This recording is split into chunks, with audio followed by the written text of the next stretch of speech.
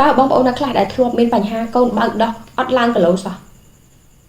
ចាខ្ញុំគិតថាមានម៉ាក់ជាច្រើនដែលធ្លាប់ល្អមកជួបខ្ញុំទៅគាត់ធ្លាប់តែគាត់នឹងនិយាយថាអ្នកគ្រូកូនខ្ញុំបើកដោះអត់ឡើងគីឡូសោះ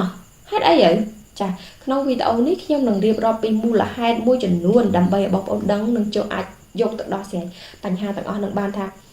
មូលហេតុអីបានជាកូនបើកដោះអត់ឡើងគីឡូចាមូលហេតុទី1ដែលខ្ញុំសង្កេតឃើញពីច្រើនម៉ាក់គាត់អត់បានចាប់អារម្មណ៍ទេការផលិតទឹកដោះវាមានជាការផលិតទឹកដោះនោះវាមានដំណាក់កាលរបស់វានៅពេលដែលកូនបើកលើកដំបូងទឹកដោះដែលចេញគឺជាប្រភេទទឹកដោះគេហៅទឹកដោះដើមវាមានជាតិស្ករនិងជាតិទឹកច្រើនហើយនៅពេលដែលកូនបឺតចូលដំណាក់កាលទី2ហ្នឹងណាបឺតអស់ជាតិស្ករនិងជាតិទឹកទៅគឺជាប្រភេទខ្លាញ់ហ្នឹងហើយដែលធ្វើឲ្យកូនឡើងគីឡូបើសិនជាម៉ាក់ទម្លាប់ឲ្យកូនបើមិនទាន់អស់ទឹកដោះពីដោះផងម៉ាក់ទៅផ្លាស់ដោះមួយទៀតអញ្ចឹងធ្វើឲ្យអាជាតិខ្លាញ់ដែលធ្វើឲ្យកូនធំហ្នឹង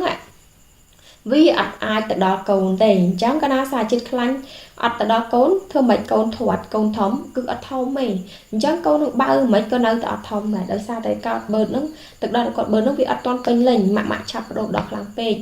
ចាឬមួយក៏ម៉ាក់គិតថាបើកុំឲ្យដោះមកខាងធំមកខាងទូចឲ្យកូនបឺតខាងនេះមិនទាន់បានអស់ជាតិដល់ប្រូតេអ៊ីនដល់ខ្លាញ់អីទៅត្រូវធំហ្នឹងផ្លាស់មកដល់នេះវិញបាត់អញ្ចឹងធ្វើឲ្យកូនបើអត់គ្រប់អត់មានឡើងគីឡូទេទី2គឺដាក់ស្ថានភាពកូនបើអត់ត្រឹមត្រូវជាពិសេសអ្នកម្ដាយដែលគាត់កូនដំបូងគាត់អាចនឹងដាក់ឲ្យកូនបើទៅចង់ដោះឬមួយក៏បើដាក់ស្ថានភាពឲ្យកូនបើអត់ត្រឹមត្រូវកូនបឺតអត់គ្រប់អត់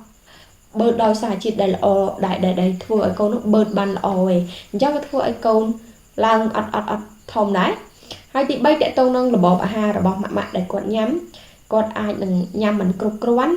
ធ្វើឲ្យទឹកដោះគាត់នឹងផលិតមិនគ្រប់គ្រាន់ដែរអញ្ចឹងធ្វើឲ្យកូនបើអត់ឆ្អែតអញ្ចឹងកូនក៏អត់ធំដែរអញ្ចឹងសង្កេតមើលការញ៉ាំឬមួយក៏ការហូបចុករបស់ខ្លួនឯងវិញថាអាចមកពីយើងញ៉ាំអត់គ្រប់គ្រាន់ទឹកដោះផលិតអត់គ្រប់គ្រាន់អត់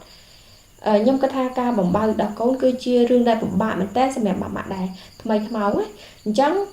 មូលហេតុទាំង3នេះខ្ញុំសង្ឃឹមថាម៉ាក់អាចសង្កេតមើលខ្លួនឯងវិញហើយអាចទៅយកទៅអនុវត្តឬមួយក៏អាចកែសម្រួលរោគមូលហេតុបានហើយថាមូលហេតុអីបានកូនយើងបើដោះតែអត់ឡើងគីឡូសោះចាខ្ញុំគិតថាវីដេអូនេះ